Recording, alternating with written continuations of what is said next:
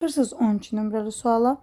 Deyir bir mağaza sahibi bir dənəsi 60 qəpikdən aldığı yumurtaların 1/3-ni 80 qəpikdən, qalanını 90 qəpikdən satarsa 12 manat gəlir əldə edər. Bax bu tipli sual, yəni gəlir məsələsi ilk imtahana düşüb. Ona görə bunlarda biraz ehtiyatlı olun. Deməli belə, yumurtaların sayına bir dənə x deyək. 3/1-ni 80 qəpikdən. 3/1 olacaq 3/1x. 80 qəpikdən satırsa vururam 80-ə. Üstəgəl 3/1-ni satıbsa yerdə qalan 3/2 deməkdir. Yumurta sayı x-dir. Yəni 3/2x olacaq.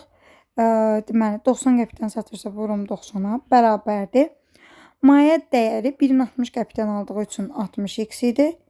12 manat gəlir, 1 manat elə bir 100 qəpik deməkdir. 12 manatda 1200 qəpik olacaq. Üstəgəl 1200. Kəsir qalmasın deyə hər tərəfi 3-ə vururam. İmtahanda mütləq qeyd edin ki, hər tərəfi 3-ə vurursunuz. 3-ə vuranda olacaq 80x. 3-ə vuranda 2x-i 90-a vuram 180x.